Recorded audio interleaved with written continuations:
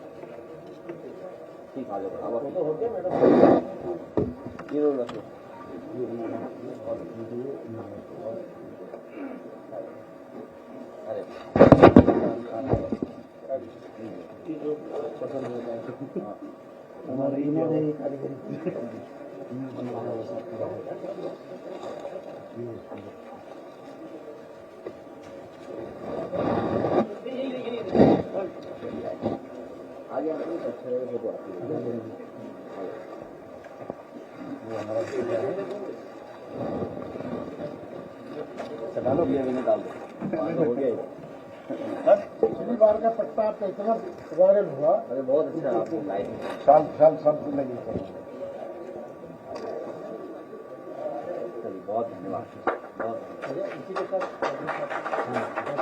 कोई काम है ना, शॉर्ट है साहब को पट्टा मत दो।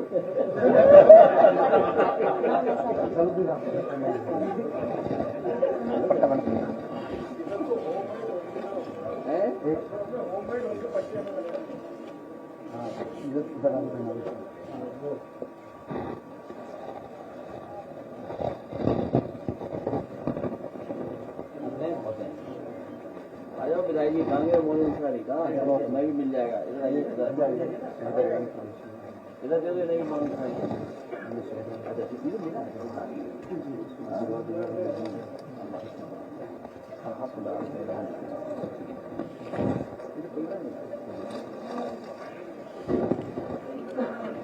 ठीक, शुरू करें।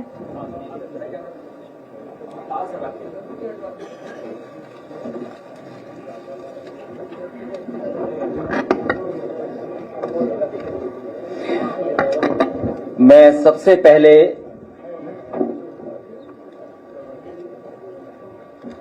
नेता अनीस मंसूरी जी और इनसे जुड़े हुए पसमंदा समाज के सभी सम्मानित प्रतिष्ठित साथी, मुख्तार मंसूरी जी, अंजुम अली एडवोकेट जी, वसीम रायनी साहब, महबूब आलम अंसारी जी, दौलत अली घोसी जी, शेख सलाउद्दीन साहब, शहर आलम कुरैशी जी, तहसीन मंसूरी जी, शाहीन मंसूरी, मोइन अहमद राइन जी, सना परवीन, यश भारती से सम्मानित बहुत ही प्रतिष्ठित हमारे कवि शायर दीन मोहम्मद दीन साहब, शादाब कुरैशी जी, डॉक्टर फाजिल, अनवार अहमद, अन्नू जी, कदीम आलम और बड़ी संख्या में पसंदीदा समाज के प्रदेश के सभी आए हुए हमारे पदाधिकारी और जिम्मेदार नेता कार्यकर्ता, मैं सबका बहुत बहुत धन्यवाद और आभार प्रकट करता हूं। साथ ही साथ हम अपने प्रेस के लोगों का भी बहुत धन्यवाद देते हैं कि हर दिन हमें और आपको मिलने का मौका मिलता है। अभी जब हम लोगों की बातचीत हो रही थी तो बहुत सारे सुझाव, जहां राजनीतिक सुझाव हमारे पास आए, वहीं उनकी जो समस्याएं उनके बारे में भी उन्होंने हम लोगों को जानकारी दी। हमारे साथ जितने भी साथी बैठे हैं, अनीस मंसूरी जी और उनके सहयोगी साथियों को मैंने भरोसा दिलाया है कि समय आने पर और हमारे साथ जो लगातार आपका सहयोग और मदद मिल रही है, समय आने पर हम लोग आप लोगों को साथ जोड़ करके राजनीतिक सम्मान दे करके आगे बढ़ाने का भी काम हम लोग करेंगे। वहीं जो इनके साथियों के जो काम का जो कारोबार की समस्या है उसके बारे में भी जानकारी दी। जो आर्थिक समस्याएं हैं हमारे बुनकर, कारीगर और पसमंदा समाज के, अक्सर कम मजदूरी मिलती है उन्हें, जिससे उनकी आर्थिक स्थिति लगातार नीचे जाती आ रही है। कम मजदूरी मिलने से, कम आय होने से उनके जीवन स्तर में लगातार कमी हो रही है। अनियमित आय होने से भविष्य की योजना नहीं बना पा रहे हैं। अगर उनकी आय नियमित नहीं है तो भविष्य के बारे में वो कैसे सोचें, भविष्य के बारे में भी कोई योजना नहीं बना पा रहे हैं। बिचौलियों द्वारा लगातार उनका शोषण हो रहा है और इनके कमाई का बड़े पैमाने पर हिस्सा बिचौलियों के हाथ में चला जाता है और वो हमारे बुनकरों के हाथ में या कारीगरों के हाथ में या पसमंदा समाज के हाथ से, उनके हाथ से छिन जाता है। बुनकरों के पास अक्सर पूंजी की कमी होती है, जिससे काम कारोबार बढ़ा नहीं पाते हैं। अगर उनके पास पूंजी हो या इंस्टीट्यूशंस जो हैं, फाइनेंशियल इंस्टीट्यूशंस हैं, उनको सपोर्ट करें तो कारोबार उनका और बड़े पैमाने से बढ़ सकता है। बुनकरों को अपने बनाए कपड़ों के लिए बाजार की अनिश्चितता का सामना करना पड़ता है, जिससे उनकी खरीद फरोख्त और आमदनी पर बुरा असर पड़ता है। जो हम लोगों ने सेंटर्स भी बनाए थे या सरकार की जो संस्थाएं भी हैं, वो उतना सहयोग मदद नहीं कर पा रही जितना उन्हें करना चाहिए, जिसकी वजह से उनके आर्थिक स्थिति का बहुत तरक्की और खुशहाली की ओर नहीं जा पा रहे हैं। आर्थिक समस्याओं का समाधान करने के लिए सरकार और अन्य संगठनों को बुनकरों के लिए विशेष योजनाएं और कार्यक्रम चलाने होंगे, जैसे कि वित्तीय सहायता, प्रशिक्षण और बाजार तक पहुंच प्रदान करना पड़ेगा। बाजार तक कैसे पहुंचे? वहीं जहां वो मेहनत करते हैं और अपना कारोबार चलाते हैं, उनके स्वास्थ्य को लेकर भी कई समस्याएं आती हैं, जिसका उन्हें सामना करना पड़ता है। स्वास्थ्य समस्याएं, बुनकरों को लंबे समय तक बैठ करके काम करने से स्वास्थ्य समस्याएं आती हैं। लंबे समय तक एक ही पोजीशन में बैठकर काम करने से पीठ और गर्दन में दर्द आता है। बुनकरों की आंखों की समस्या, जैसे कि आंखों में तनाव, धुंधलापन और आंखों की रोशनी कम होना होता है। धूल और रेशों के कणों के कारण उनको सांस लेने की समस्याएं, अस्थमा जैसी समस्या, बीमारी, ब्रोंकाइटिस की बीमारी का सामना करना पड़ता है बड़े पैमाने पे लोगों को। और क्योंकि लगातार धूल और रेशों के कणों के बीच में रहते हैं, तो मांसपेशियों में दर्द और थकान होती है। खासकर हाथ और कंधों पर बड़े पैमाने पर उन्हें नुकसान होता है, तो उनकी ये जो स्वास्थ्य की समस्या है वो भी दिखाई देती हैं। वहीं जहां हमारा सब कुछ बदल रहा है, बाजार बदल गया, बाजार में तरीके बदल गए। अभी कुछ दिन पहले एक बहुत ही बड़े चैनल पे मैं देख रहा था कि एक देश जो अपनी फैशन डिजाइन, उसके कारोबार में दुनिया में सबसे ज्यादा उसका नाम है। फ्रांस जैसे देश में जो डिजाइन है, जो उनकी अपनी फैब्रिक पे जो उनका कमांड है, कंट्रोल है, और उनमें जो फैशन और डिजाइन के लिए जो काम होता है, शायद दुनिया में उनसे बेहतर काम नहीं हो पाता उस देश से।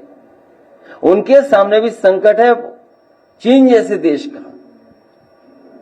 तो जो हमारे प्रदेश के, देश के कारोबार करने वाले लोग हैं, जब समय समय पर हम स्वदेशी की बात सुनते हैं, और कई राजनीतिक दल जो अपने आप को नेशनलिस्ट बोलते हैं, कुछ दिन पहले स्वदेशी नारा देते थे, हमारे बाजार को पूरा विदेशियों से कब्जा करा करके एफडीआई के बहाने, इन्वेस्टमेंट के बहाने, या उन विदेशी कंपनियों को बाजार देने के लिए पॉलिसी बना करके उनको खास इंसेंटिव और टैक्सेस में छूट दे करके जब पूरा बाजार उनके हाथ में चला गया, कब्जा हो गया, तो फिर वही संस्थाएं, वही पॉलिटिकल सोच के लोग फिर स्वदेशी की बात करने लगे। इसलिए हमें जरूरत है कि प्रशिक्षण, तकनीकी समस्याओं का समाधान हो। बुनकरों के नए डिजाइन और तकनीक के बारे में जानकारी नहीं होती है, जिससे वो अपने प्रोडक्ट्स को आधुनिक नहीं बना पाते हैं। इसलिए समय समय पर ट्रेनिंग या सरकार को ट्रेनिंग का काम करना चाहिए। मुझे याद है समाजवादी सरकार में अरमेज जैसी सबसे बड़ी कंपनी दुनिया की, जो फैशन और डिजाइन में है, जो लग्जरी डिजाइन में है, उसके कारीगरों को ट्रेनिंग देने की इंस्टीट्यूशन और ट्रेनिंग देने की इंस्टीट्यूट बनाई गई थी। सरकार गई तो वो भी बंद हो गई। बुनकरों को नए डिजाइन, टेक्नोलॉजी और बाजार की मांग के अनुसार प्रशिक्षण मिलना चाहिए। पुरानी तकनीक का उपयोग करते हैं, जिससे उनकी उत्पादकता और गुणवत्ता प्रभावित होती है। परंपरागत बुनकरों को नए डिजाइन और फैशन ट्रेड की जानकारी नहीं होती है, जिससे वो अपने प्रोडक्ट्स को आकर्षक नहीं बना पाते हैं। मॉडर्न मशीनरी और एडवांस टेक्नोलॉजी की सुविधा नहीं होती है, जिससे उनकी प्रोडक्शन की क्षमता पर बुरा असर पड़ता है। गुणवत्ता नियंत्रण के बारे में जानकारी न होने के बारे क्वालिटी भी प्रभावित होती है। तो ये तमाम जो उनकी समस्या, उनके समाधान को लेकर भी हम लोग आने वाले समय में काम करेंगे, जिससे हमारे कारोबार बढ़े, प्रदेश की तरक्की और आगे बढ़े। जब हमारे प्रदेश की आर्थिक स्थिति बेहतर होगी तो बड़े पैमाने पर हम लोग रोजगार भी देने में कामयाब होंगे और नौकरी देने में भी कामयाब होंगे। कच्चे माल की समस्या है। बुनकरों को कच्चे माल की जो उनकी अवेलेबिलिटी नहीं है, उसका सामना करना पड़ता है, जिससे उनका काम भी बड़े पैमाने पर प्रभावित होता है। कच्चे माल की क्वालिटी कम होने से बुनकरों के उत्पादों की क्वालिटी में भी प्रभावित होती है, क्योंकि जब रॉ मटेरियल अच्छा नहीं है, और सुनने में आ रहा है कि पड़ोसी देश वो भी रॉ मटेरियल में बड़े पैमाने पर कब्जा कर लिया है। जो लोग स्वदेशी नारा दे रहे हैं, उनको भी इस तरह सोचना पड़ेगा, उनकी सरकारों को सोचना होगा। बुनकरों को कच्चे माल की सप्लाई चेन में समस्याओं का सामना करना पड़ सकता है, जैसे कि देरी से आपूर्ति के लिए अनियमितताएं, कभी माल मिलना, कभी नहीं मिलना। ये भी बहुत संकट बड़े पैमाने पर पैदा हो जाता है बुनकर भाइयों के सामने। इसलिए उनकी समस्याओं के समाधान के लिए समय आने पर हम लोग काम करेंगे। और इन बातों को मैं इसलिए बोल रहा हूं कि हमारी मुख्यमंत्री को समझते नहीं इन बातों को। बाजार की समस्या है, बुनकरों को अपने उत्पादों के लिए डायरेक्ट मार्केट नहीं मिल पाता है। ये जो ऑनलाइन जो नया जमाना आ गया है, ऑनलाइन, इसने भी बड़े पैमाने पर नुकसान पहुंचाया है। बुनकरों को अपने उत्पादों के लिए बाजार तक पहुंच नहीं मिल पाती है, जिससे उनकी बिक्री नहीं हो पाती है, और जो बिचौलिया होते हैं वो उसका लाभ उठाते हैं।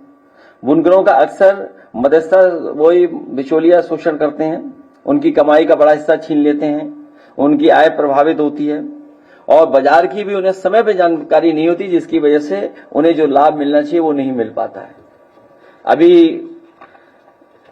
यही तय किया हम लोगों ने कि उनके और हमारे साथियों के सुझाव आएंगे, उनकी समस्या आएंगी, तो उनके समाधान के लिए हम लोग काम करेंगे और एक डॉक्यूमेंट तैयार करेंगे, जो आने वाले समय में हमारे समाजवादी पार्टी के मैनिफेस्टो में शामिल होगा। गेहूं खरीद हो ही नहीं रही है। उस समय भी हम लोगों ने आपको बताया था कि सरकार गेहूं की खरीद कहीं की नहीं है, और सरकार के हर आंकड़े गलत होते हैं। उन्होंने 20% भी गेहूं की खरीद नहीं की है, सरकारी खरीद। अभी कुछ दिन पहले मुख्यमंत्री जी हवाई यात्रा पर निकले थे फसलों को देखने के लिए, मक्का की और तमाम फसलों को देखने के लिए हवाई यात्रा पर निकले थे। बताइए, जो लोग किसानों का सामना नहीं कर सकते वही तो हवाई यात्रा करेंगे। हमारे पहले मुख्यमंत्री हैं जो फसल को हेलीकॉप्टर से देखने निकले थे, और फसल को देखने के बाद एक भी केंद्र नहीं बना। अभी सरकार बता रही है कि हम एमएसपी पे खरीद रहे हैं मक्का या और फसलें। हम उदाहरण के लिए पूछना चाहते हैं, कन्नौज में बता दो कहां केंद्र खुला है। जो हवाई यात्रा आपने की, जिस रूट पे आपका हेलीकॉप्टर गया होगा, कहीं एक केंद्र बना हो तो बता दें आप। दूध उत्पादन तो हो ही नहीं रहा है प्रदेश में, और जो सहयोग जो सरकार की तरफ से मदद मिलती थी उसको भी बंद कर दिया उन्होंने। काऊ मिल्क प्लांट पहला बना था उत्तर प्रदेश का। काऊ मिल्क प्लांट के प्रोडक्ट बनाने के लिए काऊ मिल्क प्लांट पहला बना था उत्तर प्रदेश में, वो भी सरकार ने बंद कर दिया। मेले तो बंद कर ही रही है सरकार, ये भी बंद कर रही है। आज हमारे बुनकर भाई आए हैं, जिस तरीके से ये सौहार्द का ताना बाना बुनते रहे हैं, भविष्य में भी वो सौहार्द का ताना बाना बुन करके इस समाज को भाईचारा, इस समाज की एकता, एक समाज में जो हमारे एक दूसरे के प्रति प्रेम था और बढ़ाने का काम करेंगे। बिजली महंगी होने जा रही है और जब रेगुलेटरी अथॉरिटी जो है अगर वो अप्रूवल दे देगी जो सरकार का प्रस्ताव है, तो बिजली का बिल बहुत सारे लोग हम लोग नहीं दे पाएंगे। संकट आएगा तो मोबाइल भी कैसे चार्ज करें। ये सरकार महंगाई, बेरोजगारी लगातार बढ़ा रही है, भ्रष्टाचार लगातार बढ़ रहा है। और सुनने में आया है भ्रष्टाचार और जमीन में तो भारतीय जनता पार्टी मिली हुई है ही उसमें। उनके एक किसी एमएलसी को भी कूट दिया गया है, कुट गए हैं। अगर किसी पत्रकार में वीडियो हो तो हमें भी पहुंचा देना। मैं एक बार फिर अनीस मंसूरी जी का और उनके सभी साथियों का बहुत बहुत धन्यवाद देता हूं। अपने प्रेस के साथियों का भी बहुत बहुत धन्यवाद। एक मामला है राज्य के सीएमओ के तबादले को लेकर, डीएम और सीएम आमने सामने थे, उसमें जो विधानसभा के स्पीकर है वो कूद गए हैं। एक तरफ डीएम सीएमओ के भ्रष्ट होने के आरोप लगाकर शासन को लेटर लिख रहे हैं। विधानसभा के स्पीकर ये कह रहे हैं नहीं ये बहुत अच्छे हैं, बहुत अच्छा काम करते हैं, भ्रष्ट नहीं है। और दो विधायक सरकार के स्पीकर के अगेंस्ट में लेटर लिख रहे हैं। एक सीएमओ को लेकर डीएम और स्पीकर आमने सामने, और उसके बाद स्पीकर के आमने सामने दो एमएलए। पहले तो हम लोग सुनते थे डीसीएम और ओसीएम में लड़ाई है, outgoing chief minister, DCM deputy chief minister. जो डबल इंजन की सरकार थी तो डबल इंजन टकराने लगे, उनके डब्बे टकराने लगे, अब गार्ड के डब्बे भी टकराने लगे। आउटगोइंग सीएम, जो सीएम है वो बाहर जा रहे हैं, उसमें क्या है। आउटगोइंग सीएम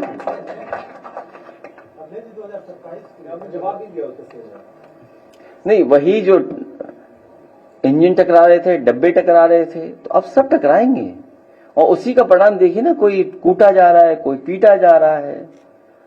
कौशाम्बी जैसी जगह पर जहां पर दो डिप्टी सीएम ने माहौल खराब कर दिया, किसी को न्याय नहीं मिलने दे रहे हैं।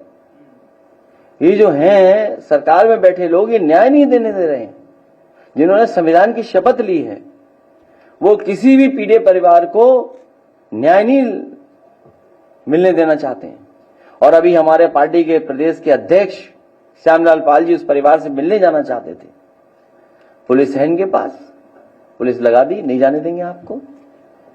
अब आप एक्सरसाइज करिए भागने दौड़ने की, चोरी छिप करके जाइए तो आप जा सकते हैं।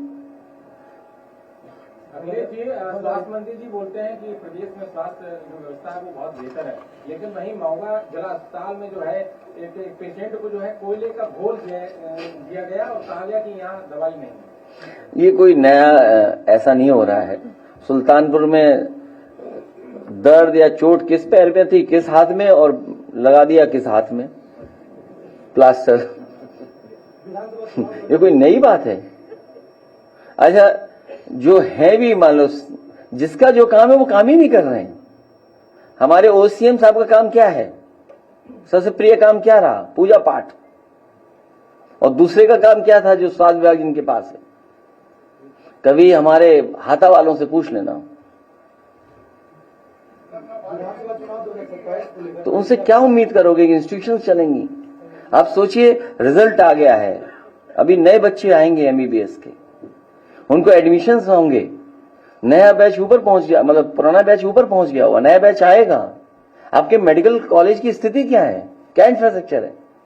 अगर मेडिकल कॉलेजेस में इंफ्रास्ट्रक्चर नहीं होगा, प्रोफेसर्स नहीं होंगे, पढ़ाने वाले लोग नहीं होंगे, तो हम कैसे डॉक्टर्स को तैयार कर रहे हैं। और फिर यही होगा कि कोयले का घोल पीजिए आप, गलत इंजेक्शन लग गया, जान गई। आप कहोगे बाएं हाथ में प्लास्टर, वो दाएं हाथ में बांध देंगे। और ये कोई पहली बार घटना नहीं हो रही है। अगर आप 8-9 साल 10 साल का हिसाब किताब निकालेंगे तो न जाने कितने ऐसे निकलेंगे आपको उदाहरण कि जहां पर नेग्लिजेंस की वजह से जान गई है, ओवरडोज की वजह से जान गई है। एंटीबायोटिक दे दिए आपको, दवाई, क्योंकि गरीब सोचता है दवाई नहीं मिलेगी तो हम ठीक नहीं होंगे, ओवरडोज दवाई दे रहे हैं, गलत दवाई देकर के जान गई लोगों की।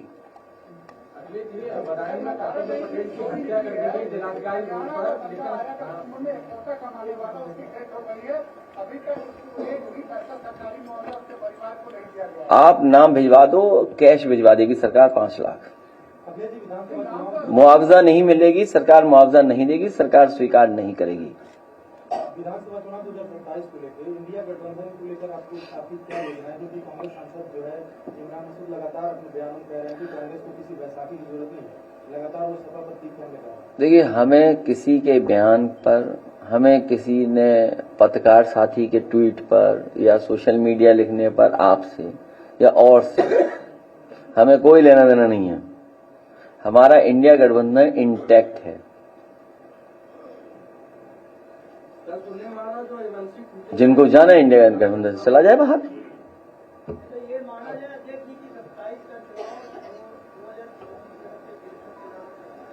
इंडिया गठबंधन लड़ेगा चुनाव। अरे वीडियो हमें ला दो। अब मुझे नहीं पता कौन है, लेकिन मुझे जानकारी मिली है कि एक एमएलसी साहब कोई जमीन और लेन देन और बंटवारे को लेकर के कूटे गए हैं।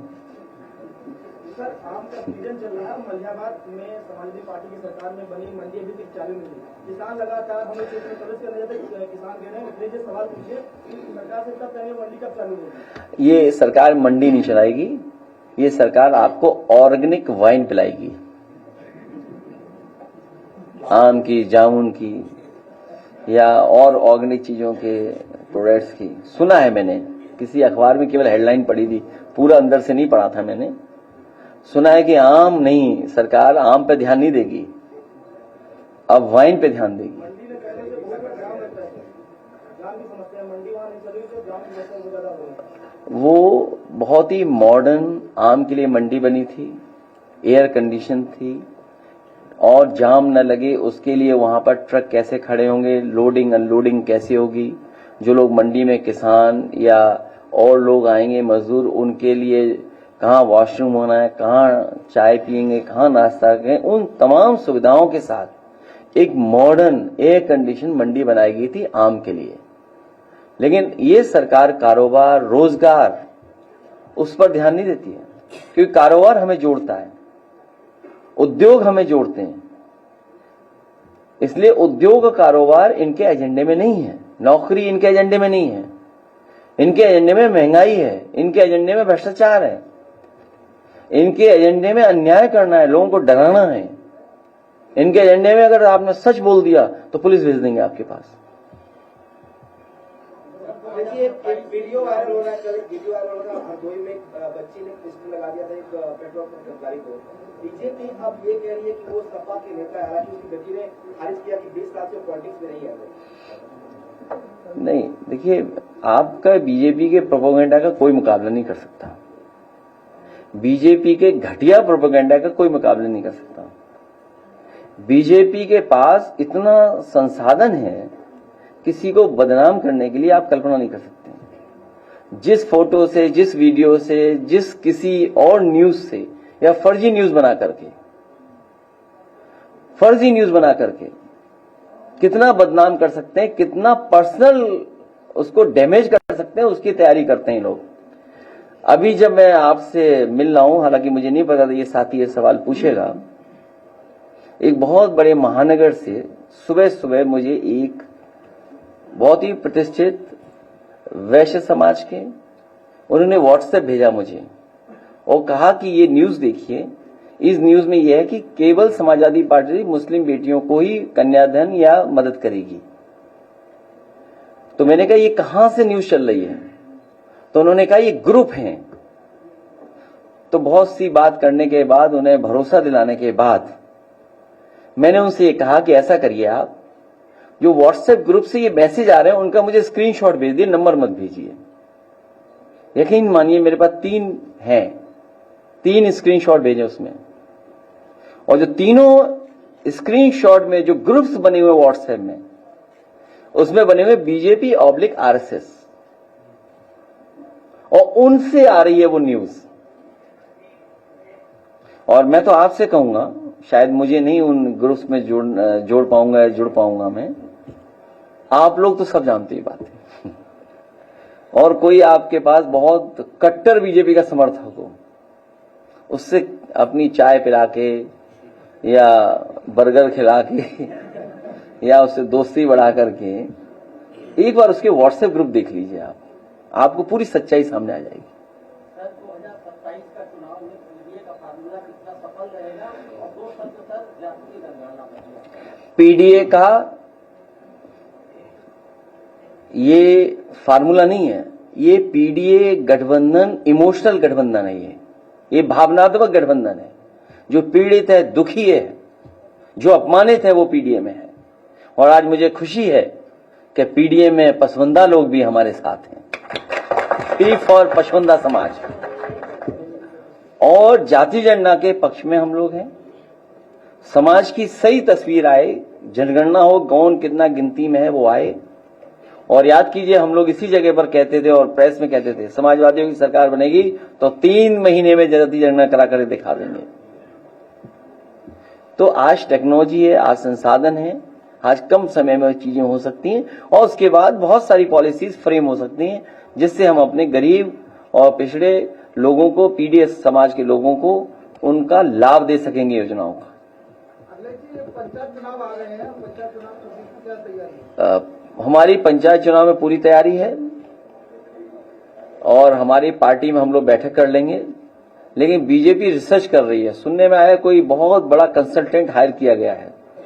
अभी लगभग 52,000 ग्राम पंचायतें हैं, वो सोच रहे हैं बढ़ाएं कितनी, जिससे कि हमारा बोर्ड गड़बड़ हो जाए, कैसे तिगड़म करें, क्योंकि प्रधानी का चुनाव बड़ा टेक्निकल होता है और बड़ा जमीनी चुनाव होता है। तो ग्राम सभाएं बढ़ा करके या इधर उधर कर करके क्या उससे लाभ हो सकता है पॉलिटिकल, वो बूथ वाइज मैनेज करने की कोशिश कर रहे हैं। बूथ, ग्राम सभाएं आप मैपिंग कर रहे हैं, जाने क्या क्या एआई का इस्तेमाल कर रहे हैं। पंचायत चुनाव को देखते हुए अरे एआई का इस्तेमाल करें, तुम्हें पता ही नहीं एआई क्या होता है। वे मतलब लिए मोबाइल और एआई जानते नहीं। मैं कह रहा हूं वो लोग कहां बूथ पे हमें वोट मिला है, किस ग्राम सभा में है, उसमें क्या ऐसा करें कि यहां पर समाजवादियों का वोट गड़बड़ा जाए, उसकी वो टेक्नोलॉजी से तैयारी कर रहे हैं। आपको लगता है कि जनगणना ये सही कराएंगे?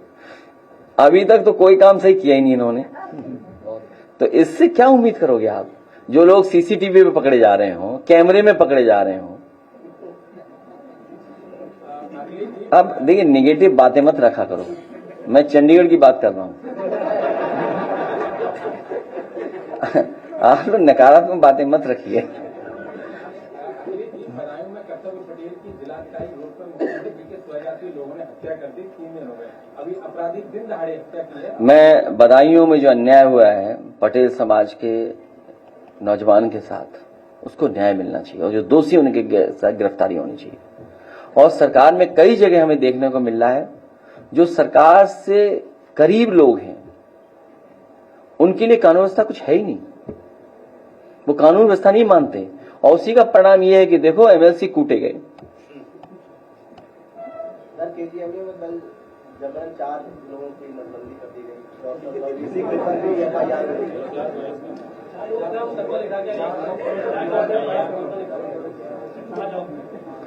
कुछ और कारण था, पूरी न्यूज नहीं पढ़ पाया मैं वाकई में ये न्यूज फॉलो नहीं किया मैंने, लेकिन अगर इस तरह का किया तो बहुत खराब बात कही है। एक बार तो इसी तरह से सरकार चली गई थी, कभी किसी सरकार ने किया था तो पूरी सरकार चली गई थी, और इन्हीं महीनों की बात है वो, क्यों इन्हीं महीनों की बात है, हैं? इस बार जो विधानसभा में बजट पेश किया गया था, उसमें 400 करोड़ का जिक्र किया गया था शिक्षा को लेकर।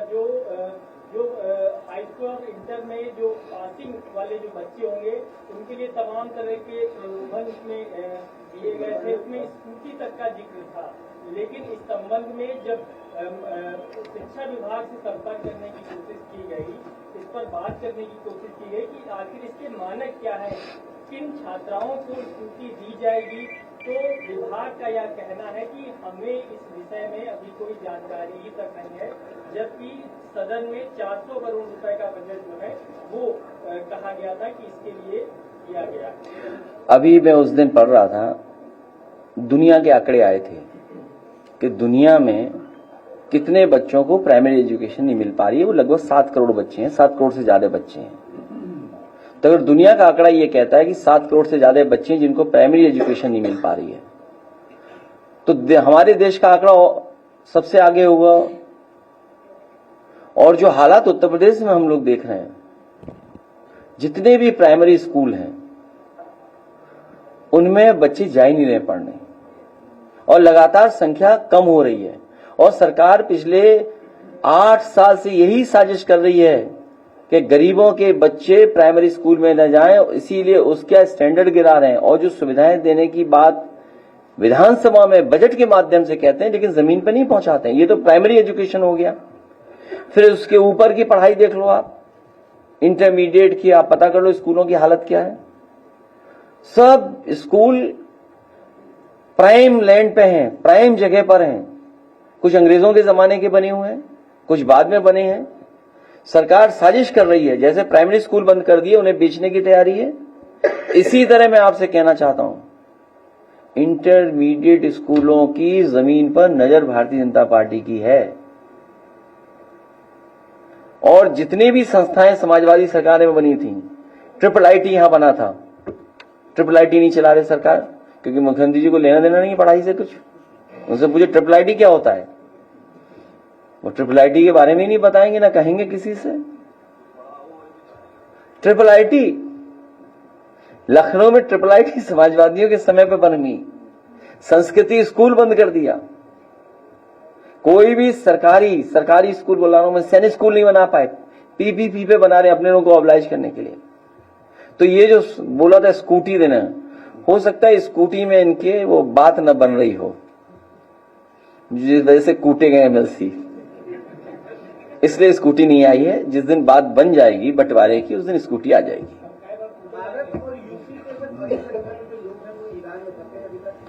मेरी सरकार से कल भी अपील थी, आज फिर मैं अपील करता हूं कि जो छात्र और जो नौकरी करने वाले लोग, जो मजदूर या रोजगार के लिए वहां गए हैं, जिस जगह भी वॉर हो रहा है और उस क्षेत्र में अगर फंसे हुए हैं, तो भारत सरकार की जिम्मेदारी बनती है कि उनको लेकर के आए। और नहीं तो प्रधानमंत्री उधर ही बगल में गए हुए हैं, किसी एयरपोर्ट पे उतर जाए, सबको लेते आए अपने संग। और आप सोचिए, आप अहमदाबाद में जो एक्सीडेंट हुआ है, अभी तक किसी का इस्तीफा नहीं हुआ। ये जो कुछ हुआ है, सोचो एक पल वो जीवित थे और दूसरे पल वो नहीं जीवित थे।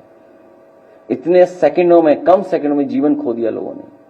उनके परिवार के सदस्य चले गए, और जहां पर एयरक्राफ्ट गिरा वहां पर न जाने कितने डॉक्टर और उनके परिवार के सदस्यों ने जान चली गई। उन्होंने अपने परिवार के लोगों को खो दिया। इसलिए आप सोचिए, हम पुलवामा में एक इस्तीफा नहीं मांग रहे थे, पहलगांव में इस्तीफा नहीं मांगा, लेकिन कम से कम सरकार को और जो जिम्मेदार लोग हैं उनको अपने पद से इस्तीफा दे देना चाहिए। मैं ये नहीं जानता हूं कि कौन क्या कह रहा है, लेकिन ये कोई इतना सेफ एयरक्राफ्ट जिसको माना गया, दुनिया मानती थी, हम उस बहस में नहीं उलझना चाहते हैं, लेकिन जिम्मेदारी सरकार की बनती है। बहुत सी बातें कही जा रही हैं कि जब से ये प्राइवेटाइज हो रहा है तब से चीजें लोगों को हटाया जा रहा, अपने लोगों को नौकरी दी जा रही थी। कहीं कोई ये वजह तो नहीं थी कि अपने लोगों को नौकरी देने की वजह से इनकॉम्पिटेंट लोगों को वहां बैठा दिया गया हो। ये कोई सामान्य इशू नहीं है। सोचिए, हम और आप विजुअल्स देखते हैं, हवाई जहाज में नहीं बैठ सकते अब, जहां दिन रात हम लोग चलते थे। सोचिए कितना अनसेफ, मतलब कितनी पैदा कर दी उन्होंने, शंकाएं कितनी पैदा कर दी, आशंकाएं पैदा कर दी। ये सरकार सबको मार देगी और खुद चलते रहेगी, सरकार चलाते रहेंगे। इसलिए मैं आपका धन्यवाद देता हूं। है पसमानदा की सर आपने बात कही, पसमानदा समाज एक जमाने से आरक्षण और कर्पूरी ठाकुर के रिपोर्ट को लागू करने की मांग कर रहा है। प्रधानमंत्री ने भी पसमानदा मुस्लिम की बात कही थी। आपकी सरकार आएगी सर, आरक्षण देंगे क्या वो रिपोर्ट? आपको याद होगा समाजवादी सरकार बनी थी तो नेताजी ने कहा था 20% हम लोग उनको सुविधाएं देंगे और दे करके दिखाया था। हमारी आप लोग मिलकर के सरकार बनाओ, हम लोग खुशहाली और तरक्की के लिए जो भी फैसला लेना होगा लेंगे हम।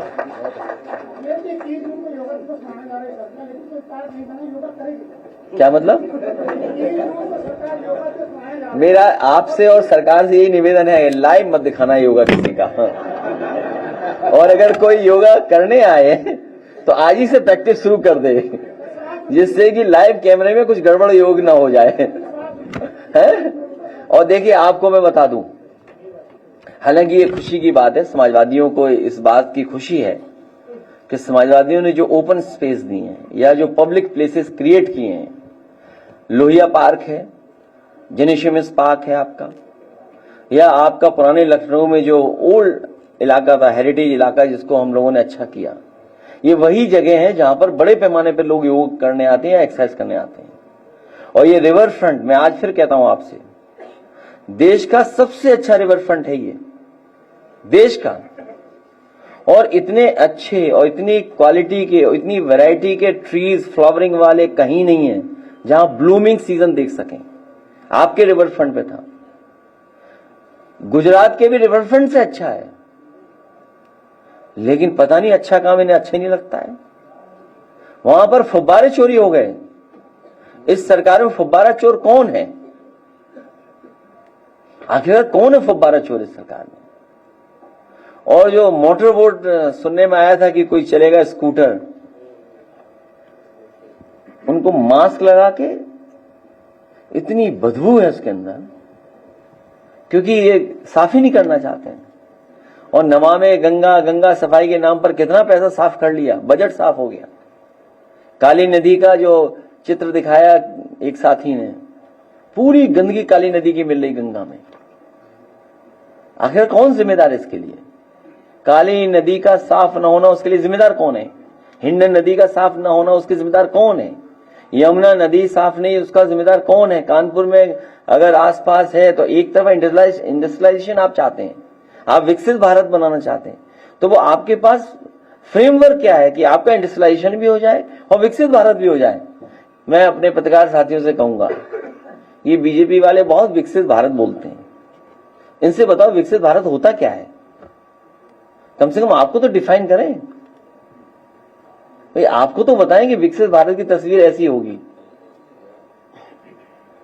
और 10 साल में क्या किया इन्होंने? 20 साल में, मतलब 9 साल यहाँ के और 11 साल दिल्ली सरकार की, 20 साल में क्या आपने विकसित भारत बनाया? विकसित भारत में क्या यही है डायलिसिस की लाइट गई और मरीज मर गया? क्या विकसित भारत की यही तस्वीर है कि हमारी नदियां अभी भी गंदी हैं, अगली पीढ़ी क्या देखे जाएंगे हम लोग? विकसित भारत की यही तस्वीर है कि हमारे मुख्यमंत्री को जानते ही नहीं है? बताओ, बिजली महंगी करते जा रहे हैं, कैसे विकसित भारत बनेगा अगर बिजली महंगी हो जाएगी तो? और जो टैबलेट जो दिया है वो चल ही नहीं रहा, लोग उंगली घिस रहे हैं। वो एक घिसते हैं फिर दूसरी, तीसरी चल जाए, अंगूठा भी घिस के देख लिया, नहीं चल रहा उनका। यही है विकसित भारत की टेक्नोलॉजी का नया टैबलेट। छात्र बदल नहीं रहे, सुनने में आ रहा है कई स्थान छात्रों ने तय कर लिए हैं, तुरंत बेचाते हैं 2000 रुपए में।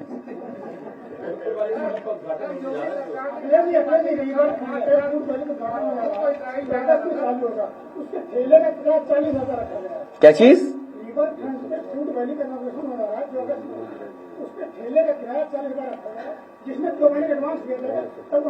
इन सब ठेले वालों से मैं कहना चाहता हूं, समाजवादी सरकार बनाए, फ्री में ठेला लगाएं। पहले फ्री था, आपको याद होगा, फ्री था। इजराइल में भारत की सरकार ने 5000 लेबर को गाजे बाजे के साथ भेजा था। दावा किया है। मैं आपके माध्यम से निवेदन करूंगा अपने मुख्यमंत्री जी से कि वो सभी एयर इंडिया के एयरक्राफ्ट ले जाएं, खुद बैठ करके जाएं और सभी लोगों को वापस ले आएं। बहुत धन्यवाद। गन्ना नहीं हो रहा है 6 महीनों से।